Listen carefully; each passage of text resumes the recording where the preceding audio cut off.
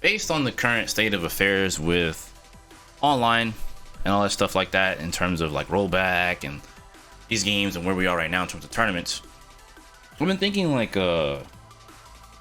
basically I really think majors right now, or a great way to kind of make this work, is to do online qualifiers, since all these games are getting rollback and stuff like that.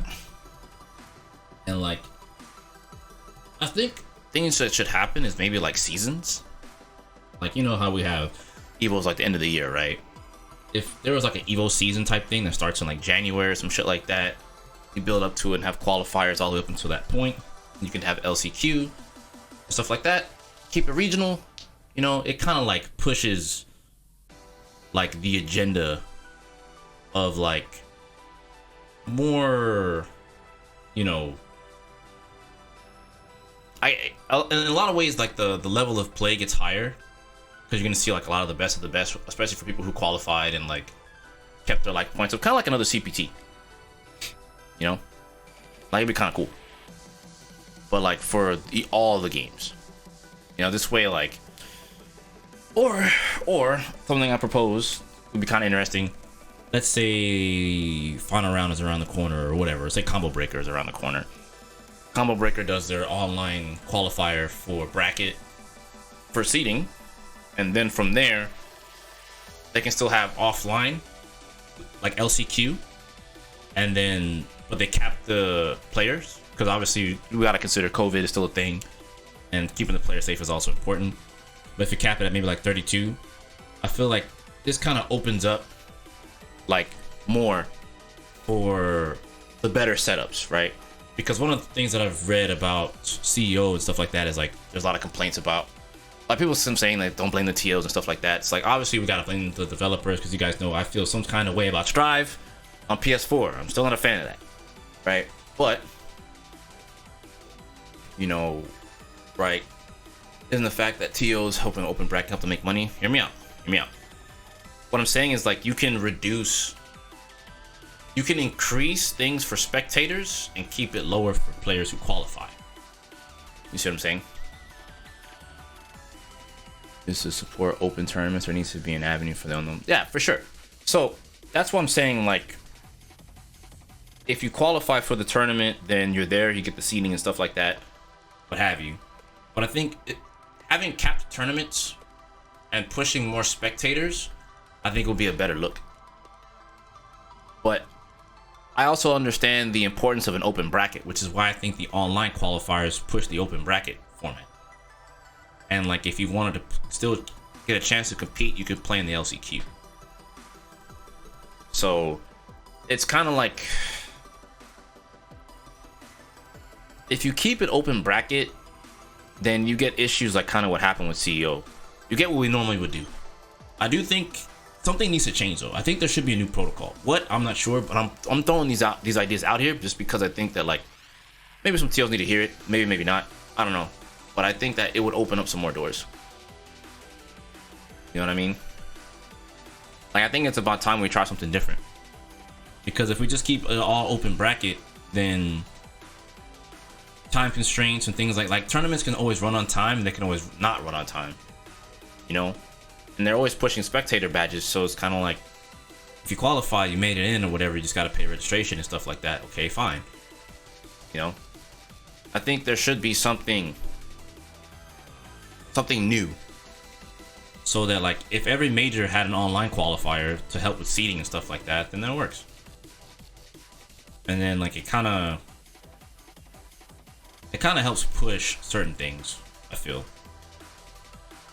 But maybe it'd be kind of hard because it's a lot of games to run, which is why I think like a circuit is good, and also why I think it might be time for developers to start running their own circuits and start pushing away from, like, the majors can still happen, but like the developers should try to push for a circuit and still run things that way. I agree.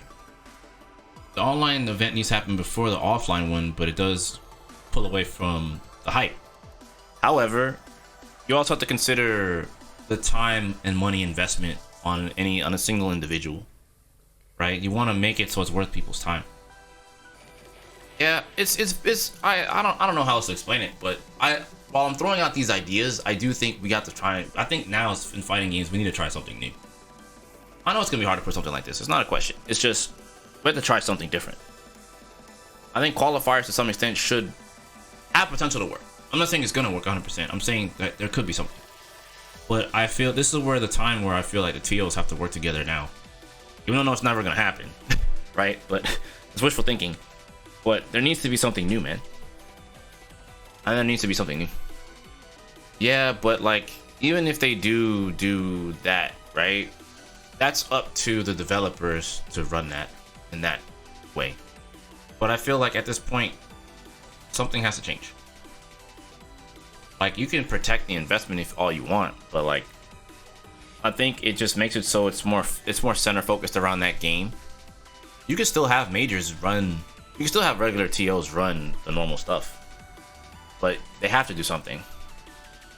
Because I think if you push a circuit, it makes it easier to have focus on one game, and you can run an event pretty quickly. Right? When you have multiple games, it's great and it's good to have all the communities under one roof, but I think pushing the single game circuit, like I said, it keeps it focused and you can run it quickly. I think that's really important nowadays, is to run things efficiently and fast. That's true. If there was an open bracket to compete in, then where would they be? True. True. Who do I play in CF? Nobody. I don't play CF. How do I feel about Arc Revo? I don't want to play in it. I want to do something else. Honestly.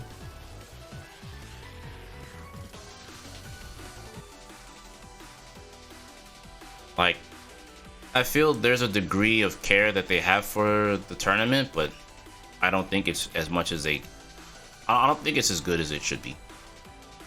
I feel like they're just doing it to do it because they've kind of built on it already, so they're like, well, we got to do something to cav offline or something of that nature.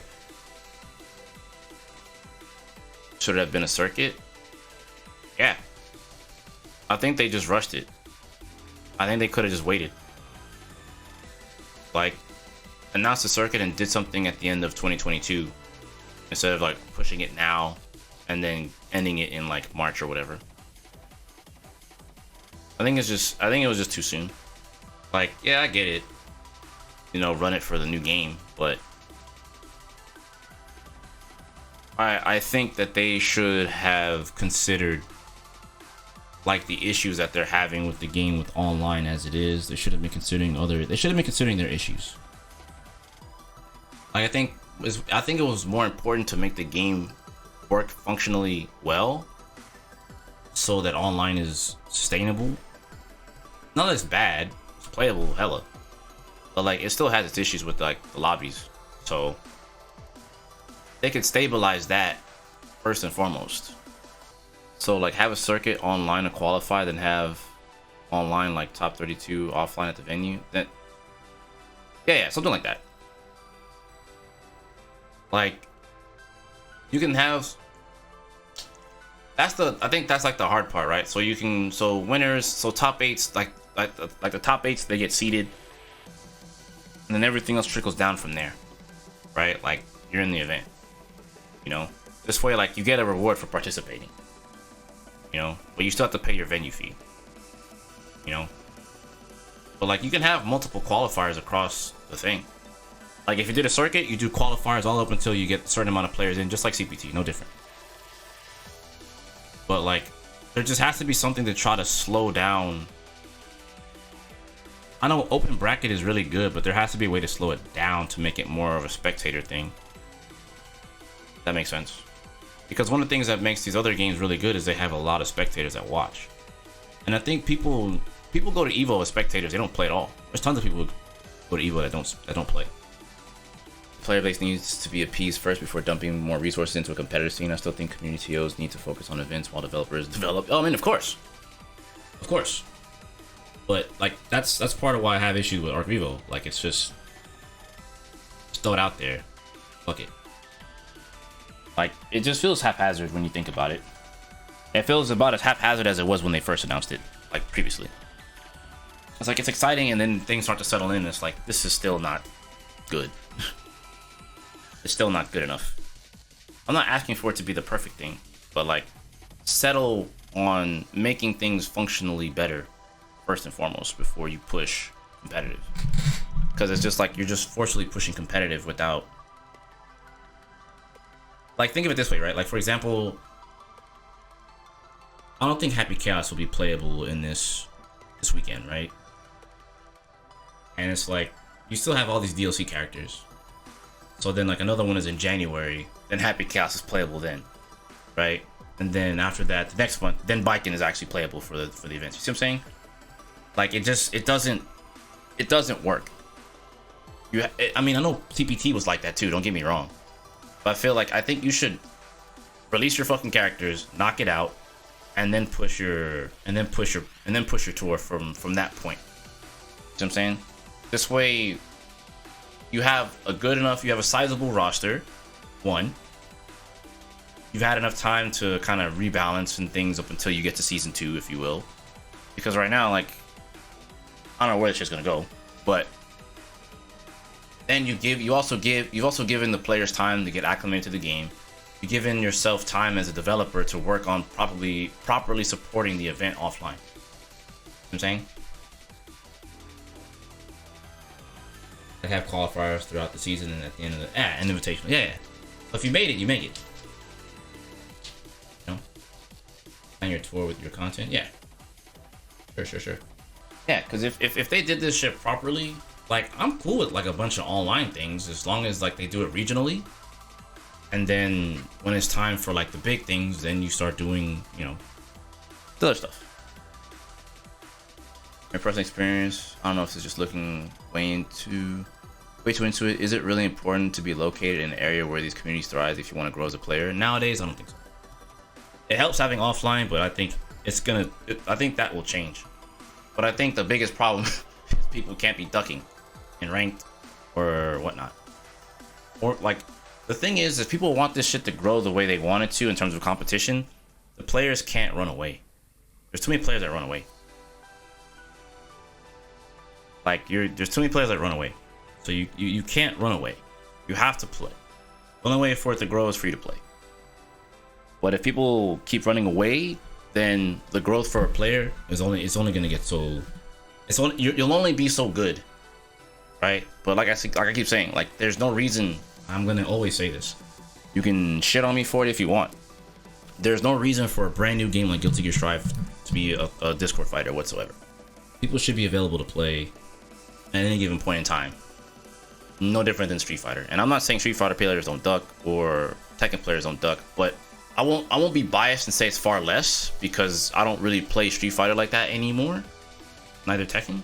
However, my point here with that is, like, you'll always find people on. You know what I'm saying? So like, you'll always be able to play the game, which is important. Right? You can probably find the matchup experience you want if you just keep playing, and maybe at that time of night you might catch that person that keeps playing this character you need to like fight.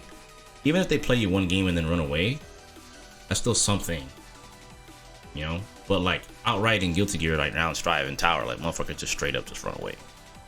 They don't even play. It's really bad.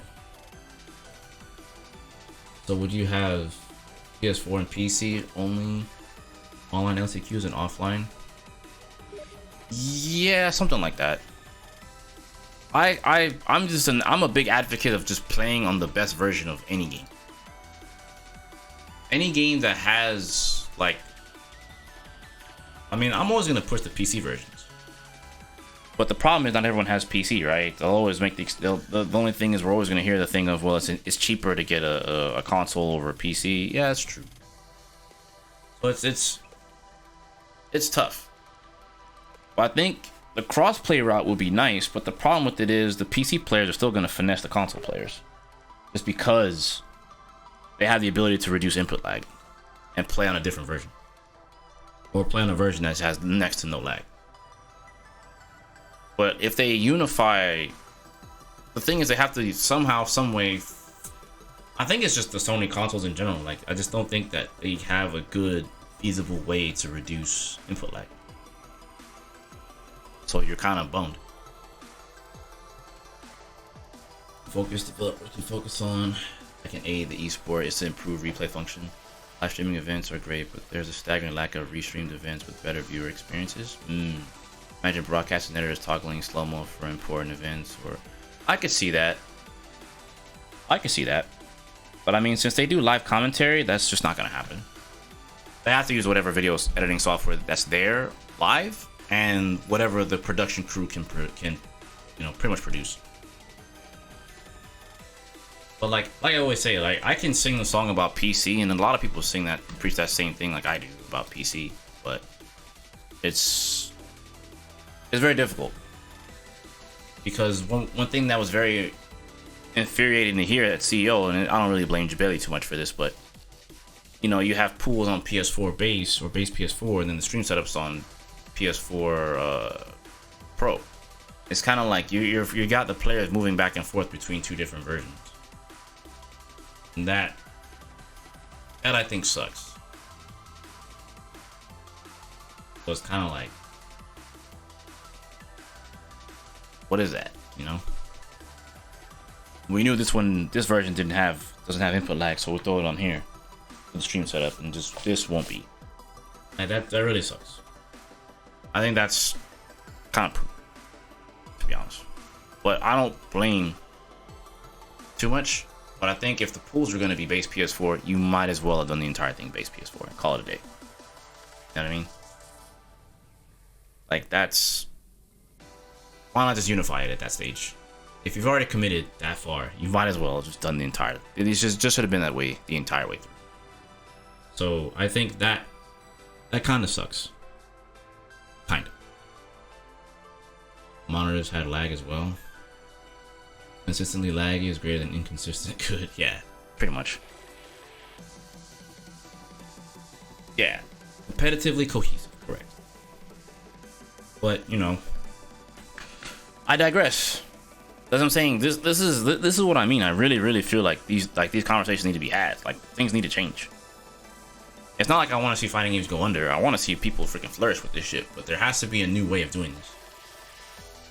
Whether it's changing open brackets, qualifiers, something. I think that there needs to be something. You know, because if you think about it, if they go, so the other alternative, right, is if they push online tournaments. So let's say there was, I mean, like I said, if you did the circuit, it's easier, right? Especially if you did regional circuit. The regional circuit, then you could probably do pretty decent payouts. The thing is, the thing I loathe about online tournaments is the time it takes. Like, if it's online, it should be able to run a lot faster than, in my opinion, if you're playing it online, you should be able to run this shit way faster than offline. You know? I feel like it's moving this direction. Fighting games just a slow moving iceberg on everything. Yeah. Like, even though my thing on online tournaments is still kind of competing from the comfort of your own home is nice. That's a big plus.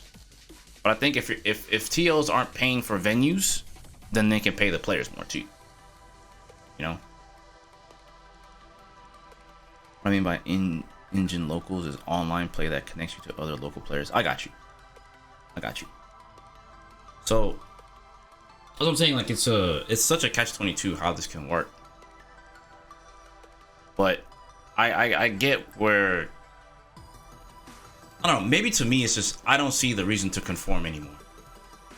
Like, we're moving into 2022. Like, we should be trying new shit. Like, we should be trying newer things.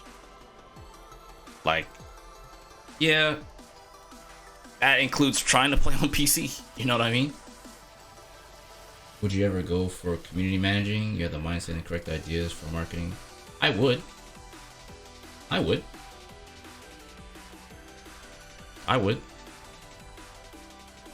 definitely would. But, like, I don't mind doing either or, competing or being a community manager. It's whatever to me at that point. Moving into the era of Riot, yeah. Pretty much. I agree, we have a behemoth on the horizon. Oh, you mean Riot? It's just, the Japanese developers have to get off their freaking rockers, man. They have to change it up. I know a lot of people, like I always say, like a lot of people have issues with Riot and shit like that, but like, you know, like people even have issues with Pokimane stepping up in the Evo, and it's just kind of like, I don't know why you motherfuckers are upset about her stepping into the fray, because that's a businesswoman that knows how to make money, and she's gonna inject money into Evo and or whatever the endeavors are that are there. She's injecting something into the scene to help players. Like, you can't be mad at that. You could be mad that she doesn't know anything about fighting games, but she's a businesswoman. Evo is still ran by business people. You could say, oh, well, they're for the community, by the community. Yeah, it started out that way too, but guess what they did? As a business, if they were for the community, by the community, granted, I don't stand by Wizard by any means of the stretch, but like they could have and easily vouched for Wizard, but they didn't. So, you know,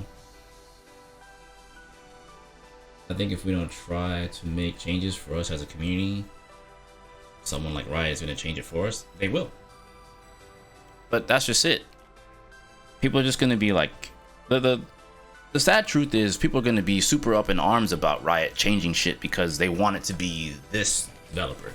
But it's like, how is it that you want it to be like, say, Capcom, but like Capcom has no interest, or like they're too scared, or maybe they don't know how.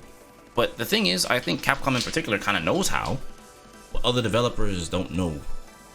Like I said before, it's still befuddling to me that as much as I love Arxis, I always thought it was very weird that there was a Capcom Pro Tour that existed, and they're running their first Pro Tour very poorly. You know, the cannons don't directly come from the FGC. They don't. But like, I mean, stuff like Harada complaining about players complaining about lag in the game in Tekken, and then saying this, that, and the third about it, and then coming back and clapping back at players like it was a legitimate issue for Tekken 7. And then they fix it, and then they're like, oh, well, don't, you know, then it's the don't ask me for shit. It's like, we needed you to fix this, man. You released it this way. You released it this way for players to play. And people knew it was laggy, and they told you it was laggy, and you were upset that we called you out. Like, we're talking with our money. We're still spending money. We just want to play the game without it being laggy. How hard could that be to understand? You know, but it's like, we're the developers. We know better than you. And it's like, bruh, we're struggling over here trying to play we're trying to, like, people spent mad money on that game. And it's like, people want to play on what's enjoyable. Like, and people competed on the console version while it was laggy and knew it was laggy. That's the crazy part. That's the crazy part. Not even sure what to say on that. Hate the fake open discourse, of course. My horse. Discourse. Bars. That's what I'm saying. Bamco will be the last of JP does to do rollback and then cock blocking everyone. Yeah. Which game? Tekken. Give me a second. I'm actually gonna grab food. Like, I have food downstairs. I was warming up. Give me 1 second. We're gonna continue to talk. Just give me a moment. So yeah, talk to me. Open floor. Like, what do you guys feel about? Like, how do you guys feel about current tournament protocol? What do you think we should do? How do we make this work for offline? You know, how do we make offline great again, and tournaments good and safe for people? We're discussing. So, online qualifiers for offline events. What we should do about tournament protocol. Like, because I think something needs to change. Safe in what way? Hello? COVID? Hello? Did we forget that we're still in the pandemic? I mean, I understand 100% safe is not a realistic thing. However, 80 to 90%, I'll take that over on a whim. Just don't let COVID in the venue. Exactly. Get that asshole out of here. Vaccine requirements, medical exceptions only. Yeah, true. It's about time that we sink into the Arxis. They don't want me there, brother. I mean, I just think we need to find some. I mean, I know you can't 100% protect everyone from the virus. Let's just keep that real. It's not gonna happen, right? Not 100%. Because the only other option is just stay online. But it's very clear people want to get offline. I think having online qualifier, which enables a larger last chance bracket. Yeah, that's what I'm saying. I've been saying that earlier. Like, if you have the online qualifier with LCQ at the event live, cap it. It's safer. I feel like you should have a healthy amount of entrants, and you can still pay for the venue. Yeah, a lot of people had masks that come off at CEO as well. I think that's another Debbie Downer for a lot of people. Like I said, I'm just trying to figure out what we can do, man. I think open bracket is just scary right now. But then again, like what was said earlier, right? Traveling, you can catch it. You can get there and you can before you leave, you can not have it, then get there and you get it. I mean, shit, even Red Bull Kumite was pretty risky if you think about it. See, yeah, and this is where things come into play, right? This is where it gets harder, right? If you're traveling, it's going to be tough. Yeah, and then there's the hotel. Another way to catch it. There is a new COVID strain that's coming. Was it Omicron, Megatron, whatever? Galvatron? Yeah, if these international players went back with COVID, oh God. Lord, Godspeed to those, the guys that came from Pakistan. I just want to stress that the larger events will lose interest if smaller, more localized events don't also flourish. I'm more concerned about those events than the larger spotlight events. What ways can smaller communities still safely participate while keeping healthy levels of socialization? Player caps. I think just providing a player cap is enough. Otherwise, online. What about sponsor and vendor money if you do that? You can still have the vendors. That's what I'm saying. The point at that point is have spectators be the new way to like pay for the venue. I mean, spectators sell out all those riot events, Why don't we start leaning into that? For the bigger events, that is. Why does every player have to play in the bracket? I think open brackets should just stay online. And offline is where the real shit happens. I mean, more often than not, sponsor players are the major ones who get to do most of the shit anyway, right? This if you qualify, now you can actually get a chance to fight against them. Open bracket, you get a chance to fight against them too, but too much time. You have to think about this too, right? If you introduce spectators way more, right? You end up having a thing where the players are now gated off like other esports games, right? Where you stay, or like, you could have it that way, right? Where like the pools are like that. They're already gated off as it is to some extent, right? But like, now you could really push that agenda. You could say fighting games need to be bigger before spectators can get pushed. But then you think about the amount of people who went to CEO just to spectate. Same with Evo. Otherwise, I wouldn't have opened up the cap for spectators for CEO. You want the event to be held in a nice venue, but the venue can eventually pay for itself, I feel. Spectators will help pay for that. It's just, like I said, I'm presenting ideas. They're not going to be 100% correct or anything of that nature. We just got to think of something new. It helps the TOs, right? This isn't just, oh man, this guy's an idiot on stream. I think about ways to help the TOs. Because what people are afraid of is Big Bad Riot stepping in and stealing the spotlight.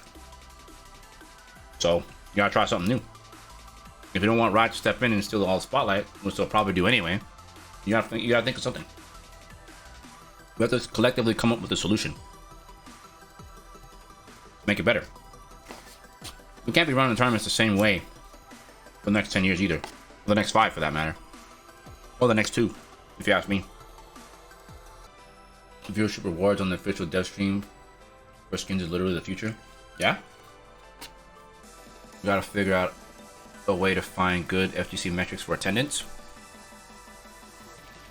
I feel like we've already tried the pay-per-view thing, which was Canada Cup. I don't think that's gonna work. But I think now this is the time where FGC has to support, right? But most people just watch, they don't support.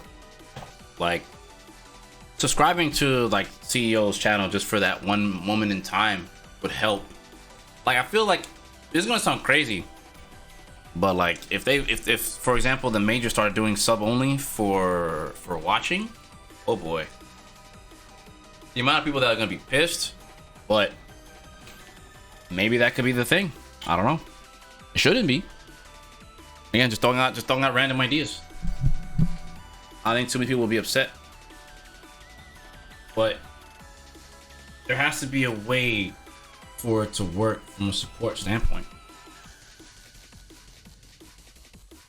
Because supporting the stream monetarily is another way to help the venue. That's another way for spectators to be able to watch. The stream is free. If you think about it, any kind of income that goes to, let's say, CEO Gaming, that helps pay for that shit. And I think that's a tough pill to swallow also with paying for streaming or paying to watch it from a subscriber only standpoint. But it does help the venue. It does help keep things in line. I mean, GDQ does that shit, but it's mostly for chatting. You could just watch it normally, but if you wanted to chat, you had to pay. Which I don't think that would be a bad thing either. You know, if you want to chat, if you want to sit and chat, you gotta subscribe. But I definitely think that they should do something. I think subscriber only stream might help it. Honestly. If you're restreaming something on Twitch, then Twitch should add the restreamers. Yeah. Something like that. Something like that. I agree with that. Something, like I said, we're just spitballing ideas, trying to find more ways so that like TOs can get more money to pay for these things that people are so concerned about. I think that they should push for the streams. Like if you want to chat, you gotta sub. Yeah, it's just for the weekend, but people do that shit for GDQ and it's for a full week. So I feel like something just needs to change. It's just the community has to change too, though. The community has to accept that this is going to be the way to move. I mean, I know why GDQ had their sub mode on. You know, trust me, I know. But ever since that one moment in time, it's been that way though, Lorak. They've made it only for when they're doing the big GDQ stuff, when they do like the week-long event. If you're not subscribed, you can't chat. So I mean, this is for a weekend, right? You spend $5 to be able to chat. And I get it to some extent. It's like, why would I pay $5 to chat when I'm chilling with my boys watching this shit anyway, right? But some people just want to use stream chat. You know? I mean, Spooky did that shit too for a little while, right? It was sub only for a lot of the events. For a little while, if I remember straight. Maybe also have a spot for international invitations to not exclude international players with online pools. I mean, yeah, there's that too. You can have international slots to kind of keep it in line. Could have online qualifiers, and they can have a system where 50% of those buy-ins go into the bigger events. I guess what I'm looking for is a similar community-driven way to grow prize pools, kind of like what Dota 2 does. But see, now that's when you have a game-specific thing, though. See, that's the thing. When you have it centered around one game, and I think it's a little bit easier to do something like that, you know? But I agree with you. Something like that will be sick. Capcom did that with the CPT Chun skin. Yeah, for sure.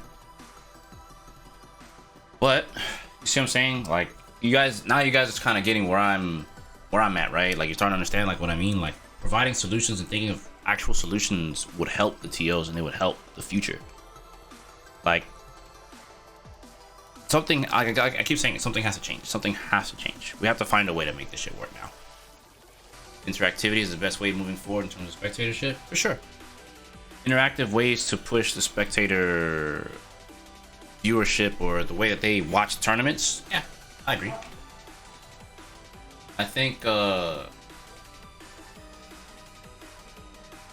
something But I think that interactive thing comes in with like drops, right? Like if you're watching CEO, then you can get drops for a discount for discounted gear or something like that, or whatever game is on. I don't know. This is why if they had custom, this is why if these games had more custom skins and more custom things inside the game, it makes having the drops even more useful, right? Because say for example Apex, there's mad drops, skins, loading screens and shit like that that they could that they do for ALGS and they support the streamers with, and just in general. So if these fighting developers push more things like that, that would open up some more doors. Like that right there is powerful in itself. Because now people just like having cool skins, you know? They like having the character swag out, you know? But if you don't, since these games don't really provide that, or they could do Twitch exclusive colors, you know what I'm saying? Like, this is the CEO color, or this is the CEO, you know, color rep for the character color pack, or some shit like that. Like, that would be ridiculous.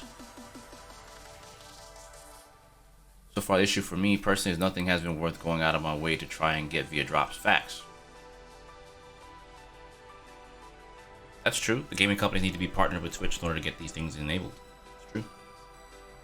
CEO color chip, I kind of already rock that as it is. But, you know, just getting drip to represent each event or what have you, or Twitch, specific Twitch version, or this is the one that we're pushing in this event. Like, that'd be cool. You know what I'm saying? But this is also another reason why I'm saying if they were to do their own events, this would be even easier. MiHoYo? I have not seen what MiHoYo is doing. Here's a lane. Skins, costumes related to said event would be definitely something. Yeah, that's what I'm saying. Like, you know how they had like the team skins in Street Fighter, like the UIU, the Master Esports and stuff like that. Like, they should have shit like that for these games. That's what I'm saying. Like, Street Fighter pretty much has it right by having a bunch of skins. Like, they kind of earn the right spot. Now, if they just do like CPT drops and shit like that inside Twitch, that's just over. Like, if they get that shit popping for Street Fighter 6, that shit is over. That's gonna be like good times for like that game and how they push presentation. You know, let's say CPT events happening, yo, like all the CPT skins for that event, you get a chance to like get that pack or something like that. Motherfuckers will tune in just to get it, and it's like you have to watch the event all the way through to get all the skins. So some people may watch for a couple of hours and only get a couple of skins and be like, damn, I have to wait for the next event for that to come up, or you just have to buy them inside in the game. You know what I'm saying? If you do more exclusive stuff like that, then that opens up more doors. The artists can't do. I mean, when I say skins, they don't have to be like a custom costume. Just a color palette is enough. Like, don't take it more than just a color palette. We know artists can't go past how the animations are like stuck to the clothing. We get that. But just a custom color is better than nothing. Like, recolors is all you need as of now. You know what I'm saying?